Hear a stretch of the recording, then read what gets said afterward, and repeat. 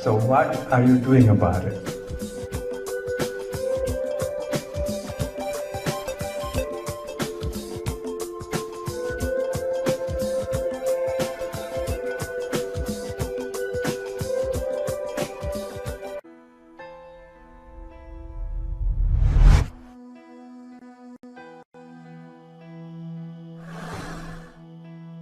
The genius of our body means it is able to counter the production of free radicals with the production of melatonin. We have created in ourselves a precise balance, a perfect system of defense. It has taken our body millions of years to perfect this technique. A technique created based on the surroundings we have evolved in. But over the last few decades, our surroundings have changed, and changed exponentially. To the naked eye, the world appears to be the same. But at a cellular level, it is the biggest change in environment life has ever encountered.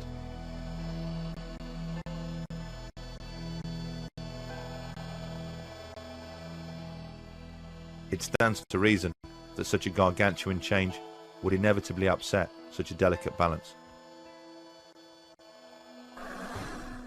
And the consequences of our bodies not producing the right amount of melatonin could be disastrous.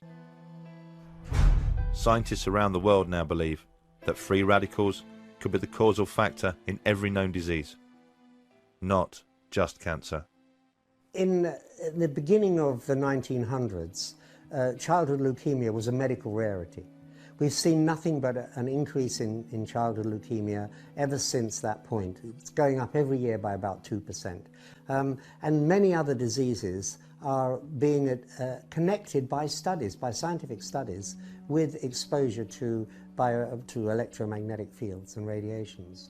Not just power lines, but also to radio fields and microwave fields. Because we've in the last 50 years, really, we've immersed ourselves in an ocean of electromagnetic radiation. It's all around us now. Invisible, we can't see it, but we know it's there. Every time you lift up your mobile phone, you know it's there. Like every other creature on this planet, we have adapted into the environment we exist in.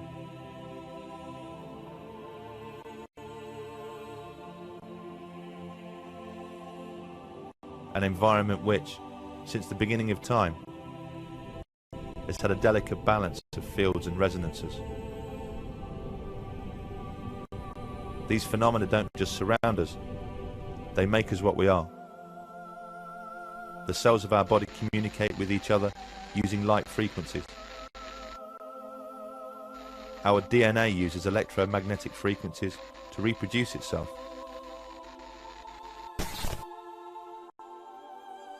At the core of everything are protons and electrons, positive and negative, making all life magnetic. We are, as all life is, equipped with cryptochrome cells, which allows us to sense those fields in ways we barely understand. We are beings of frequency, electricity, light, and magnetism. And to become this way has taken millions of years, a process which started with the very first cell. Although we have embraced the wireless technology and accepted it into our everyday lives, at a cellular level, our bodies haven't. The frequencies that now surround us are as alien to our cells as they would be to our eyes, if only we could see them.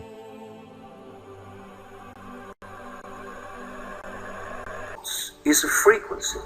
Wireless radiation has biological effects, period. We are electromagnetic, electrical organisms, transmitters and receivers of information.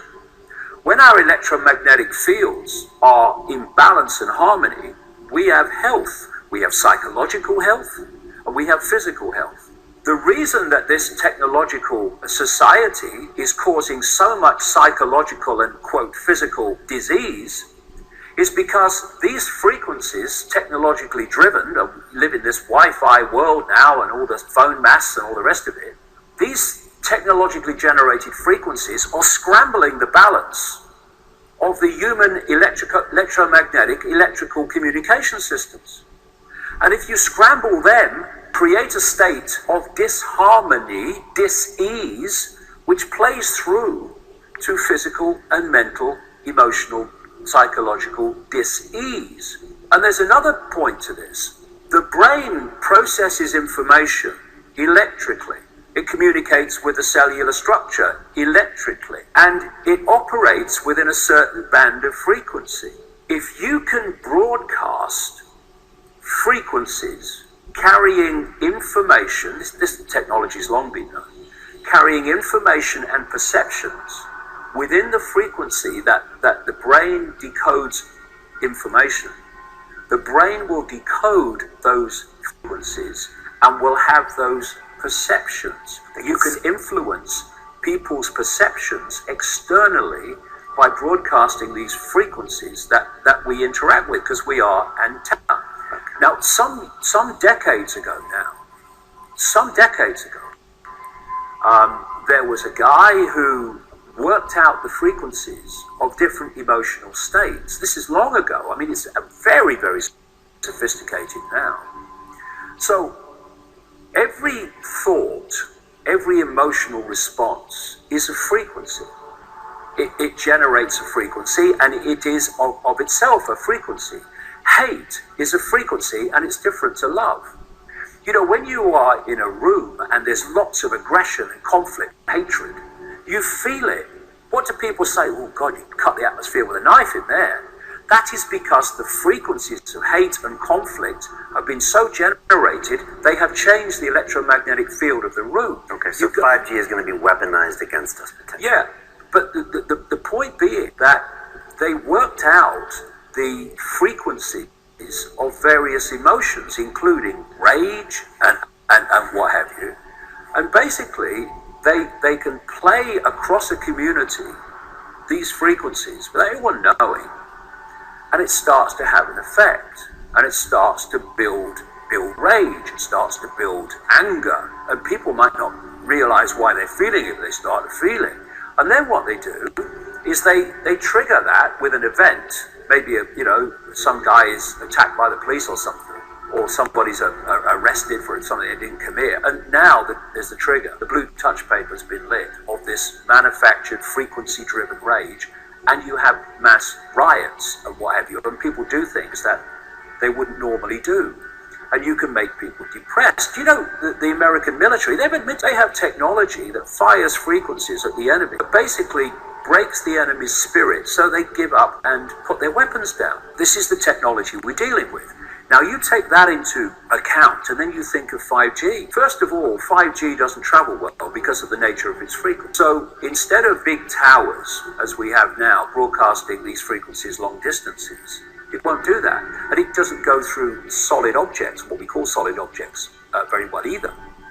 So to overcome that, there are going to be boxes broadcasting 5G, this weapon, down every street, all over the world. You're talking phenomenal numbers of these boxes broadcasting this stuff. There's no way you'll be able to go where you'd be. And another interesting thing, I don't know whether you've noticed this, but emitters, and then, going back to what I said earlier, and they've admitted this too, there's gonna be like 20,000 satellites up there beaming 5G at the Earth. 2 days ago, a group of scientists, doctors, environmental organizers, and concerned citizens got together and they called for the urgent stop to the deployment of 5G. They said that it's been proven harmful to human bodies, that this is an experiment on humanity, and that this should be called a crime under international. What is our exposure in a day? It's not one cell phone. It's cell phones, it's multiple wireless networks, it's smart meters, it's cell towers. It's this sandwich, and it all adds up. And this is a serious problem for occupational health, public safety, and personal safety. And I feel that it's irresponsible to be even talking about the internet of things and rolling out a new untested technology when we're not even measuring what are our current exposures from the current network. It is a weapon. It's used by the military. Do you know these 5G millimeter wave technologies are used to scatter crowds? They drive up in this technology when they want to scatter a cloud, and they put out these frequencies in a much higher power than 5G will be initially with us, but the same frequencies. And people scatter because they get the feeling their skin is on fire. Because the human body, including the skin, is an antenna. It interacts with frequencies, and it receives and transmits information. At the cutting edge of understanding of DNA, scientists know that DNA is a receiver-transmitter of information. There are going to be boxes broadcasting 5G, this weapon, down every street, all over the world. What we're concerned about 5G is that it's going to require a transmitter about every 3 to 10 homes. So you're talking about a small cell tower placed in front of your home. Because at these high frequencies, you can't have... It doesn't travel very well. Yeah. And people need to understand, it's 24 gigahertz to 90 gigahertz. These are not 2 feet. These are 2 inches to half an inch. And this is very dense wireless radiation hitting our bodies.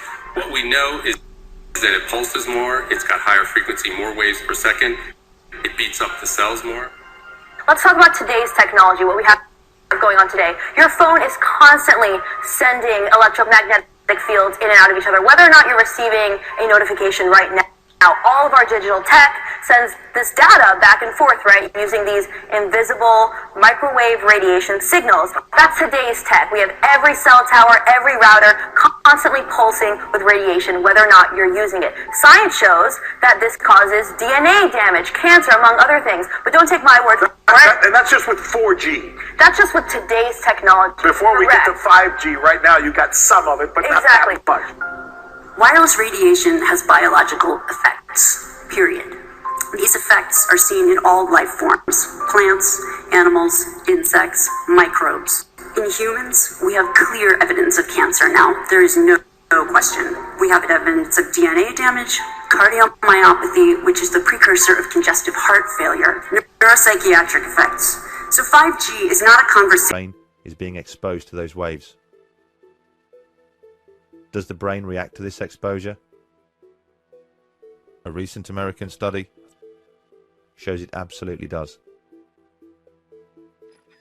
The work was carried out by Dr. Nora Valko. Dr. Valko and her team studied 47 healthy people for an entire year. Participants had a cell phone placed on their left and right ears. One was activated but muted, the other was turned off. Dr. Valko used brain imaging equipment to study how much glucose the brain would use during exposure. So it's a very sensitive marker to indicate if there are changes in brain activity that may be driven by a given stimulus, which in this case was the cell phone. When the brain is stimulated, it consumes glucose in the same way a car consumes fuel. 50-minute exposure to a cell phone was associated with increases in glucose consumption by the brain, which indicates that the brain was being activated by the radio frequencies from the cell phone. This right area of the brain that was very close to the antenna showed the largest increases in metabolism as compared when the telephones were off. Even though the radio frequencies that are emitted from current cell phone technologies are very weak, they are able to activate the human brain to have an effect. By using a muted cell phone, Dr. Valko's experiment showed that the human brain has a metabolic reaction to the presence of microwaves from a mobile phone. A metabolic reaction at levels well below the legal limit. Something many people claimed was impossible. And the reaction recorded by the doctor is secondary to an even greater concern: the way that those microwaves are actually absorbed by the brain. This has become known as SAR. The wireless technology and accepted it into our everyday lives, at a cellular level, our bodies haven't. The frequencies that now surround us are as alien to ourselves as they would be to our eyes, if only we could see them.